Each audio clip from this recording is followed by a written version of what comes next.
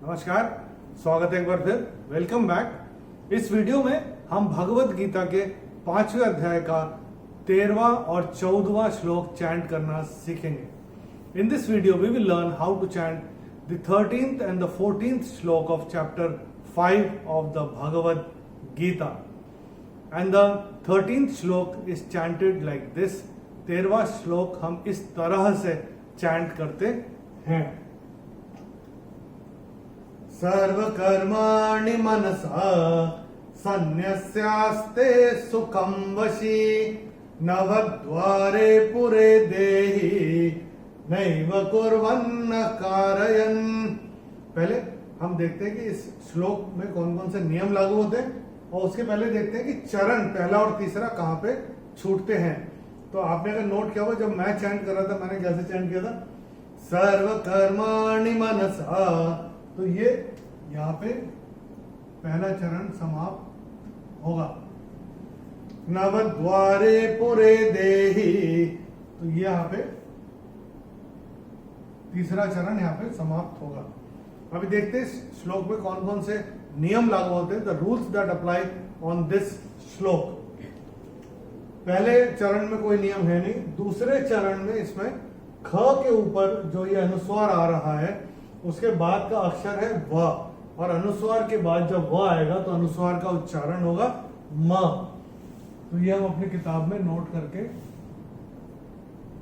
रख सकते हैं। और तीसरे और चौथे चरण में इसमें कोई नियम है नहीं। और अब देखते हैं 14वां श्लोक।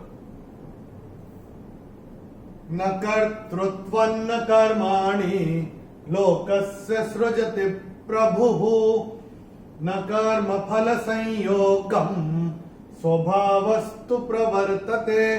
इससे पहला चरण कहां पे समाप्त होगा, इसको कैसे करेंगे, न कर्तृत्वन्न कर्माणि।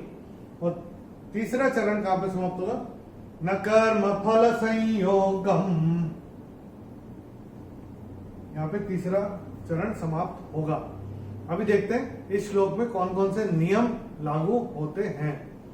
तो पहले चरण में ये व के ऊपर जो अनुस्वार आ रहा है उसके बाद का अक्षर है न, और अनुस्वार के बाद जब न आएगा तो अनुस्वार का उच्चारण होगा न। तो अगर आपने नोट किया हो, मैं जब चैंट कर रहा था मैंने कैसे किया था, न कर्तृत्वन्न कर्माणि, ऐसे करके चैंट किया था मैंने।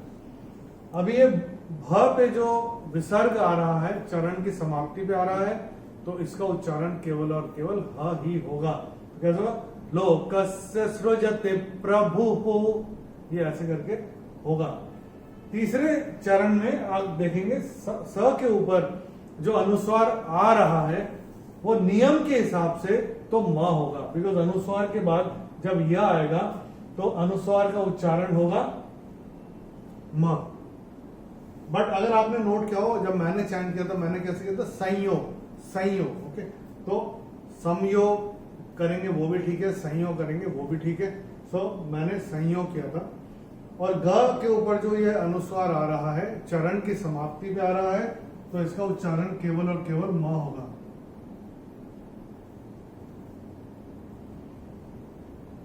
तो ये मैंने कैसे किया था, न कर्म फल संयोगम, ये करके ऐसे करके मैंने चैंट किया था। एक चीज और ध्यान रखिएगा, ये जो अक्षर है, ये अक्षर ये है फ, और काफी हम लोग कोलोक्वियली जब बोलते हैं बोल चाल की भाषा में इसको फ बोल देते हैं, फ।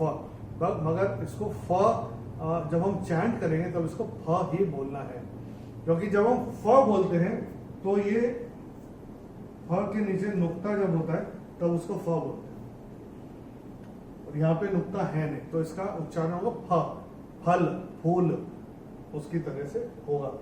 चौथे चरण में इसमें कोई नियम है नहीं। चलिए एक बार मिलके चैंट करते हैं। मैं करूंगा, मेरे पश्चात आप चैंट करिएगा। Let's experience the bliss of the Bhagavad Gita chanting. तैयार है? चलिए शुरू करते हैं। सर्वकर्माणि मनसा सर्वकर्माणि मनसा सन्न्यस्यास्ते सुखं वशी सन्न्यस्यास्ते सुखं वशी नवद्वारे पुरे देहि नवद्वारे पुरे देहि नैव कुर्वन्न कारयन् नैव कुर्वन्न कारयन्। 14वां श्लोक करते हैं साथ में।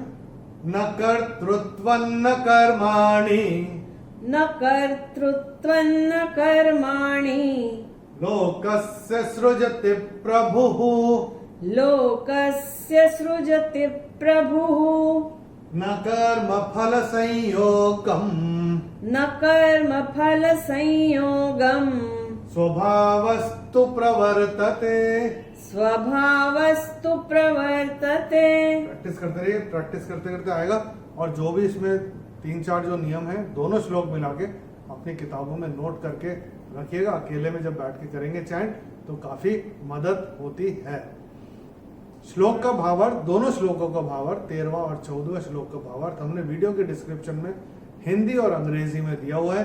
अगर आपको रेफर करना है तो आप कर सकते हैं। जिस भाषा में आप कंफर्टेबल हो उस भाषा में आप रेफर कर सकते हैं।